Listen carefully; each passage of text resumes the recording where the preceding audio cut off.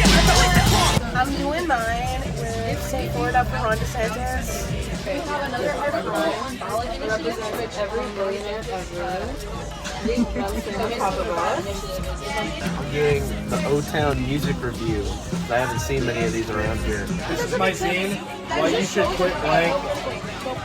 This is my job. Fuck that guy. He sucks. So, my zine, the way he took over the country.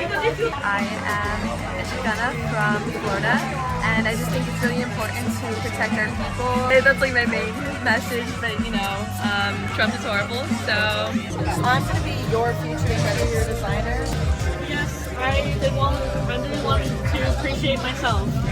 Yay! Love that! And it says sometimes feelings are hard to understand. ... So yeah, of course, the snake. We're going on war with bubbles. My Zine sucks because I didn't have scissors. Our marginalized groups will find it harder to succeed as resources continue to be stripped away from them. Do you know what marginalized groups do with scissors? They stop being marginalized. Basically a big fuck Trump message, you know? But it's just so nice to be here and like have this community, because a lot of the times like you do go to places but you don't actually resonate with the people that are there. So it's very nice to like have this community here with, you know, the LGBT community and workers community, immigrants, like just everything. It's very good to just and have this type of support from each other. It's nice. Like I came here alone, so I was like, I'm gonna make some friends. And like I'm gonna find some community here. It is really good to have everyone swept under the rug by the current government to gather under that rug in some dark place Yes. where we can all congregate. It makes you feel very hopeless and scared, and that's what they want. They want you to not leave the house. They want you to not go out and meet your community because they want to make you scared. Don't go to LGBT places. You're gonna become a target. Don't use this. You're gonna become a target. And I'm like, you've been a target.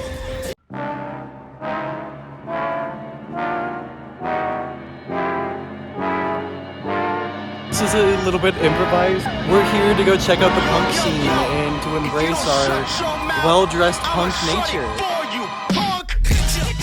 Okay, this is a project where I'm just trying to show that despite Florida now being the stronghold of the Trump administration and it no longer being a swing state, that those of us who are still dissident to that still exist here, even in kind of the den of lions. Of course, I have stuff I would like to say. This is a paper zine. You can make one of these very easily.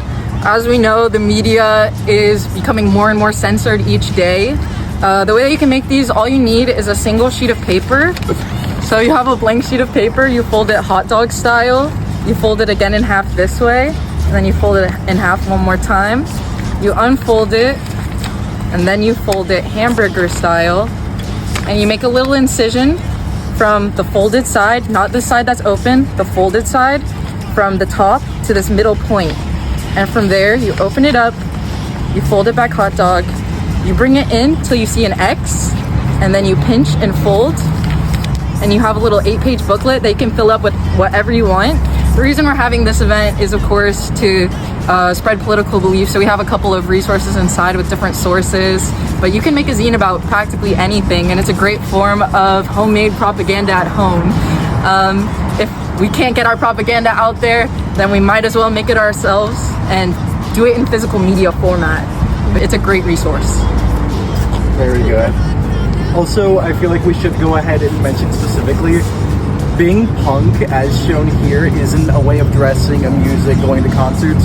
It's a movement, and pushing that movement forward is what it means to be punk. And if you view yourself as punk, you need to push the movement forward. You need to fight against the system, because that's what we're here for. If you're apolitical, you're not punk. If you have a trust fund, you're not fucking punk. Just because I'm well-dressed doesn't make me not a punk. A well-dressed punk gets elected, and a well-dressed punk makes change.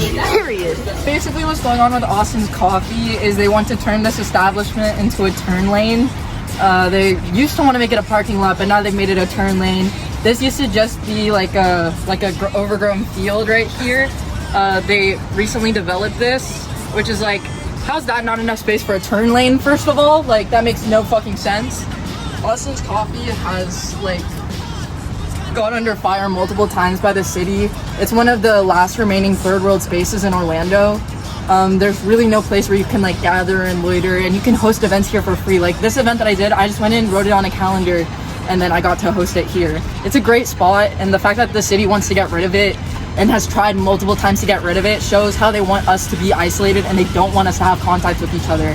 It's just weird. Look at the history of road expansions as a whole. You ever notice how highways just happen to go through black neighborhoods in a lot of cities? That's so It's true the for here. same thing here. I-4? Literally I-4. It like literally right down, I-4 separates like OBT and Michigan.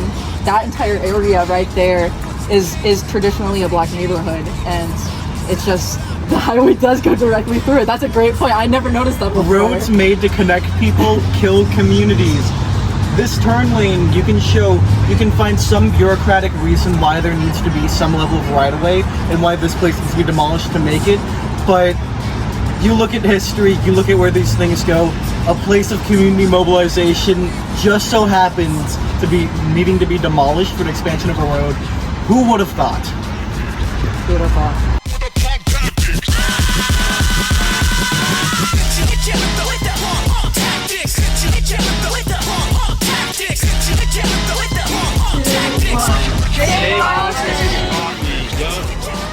Yup.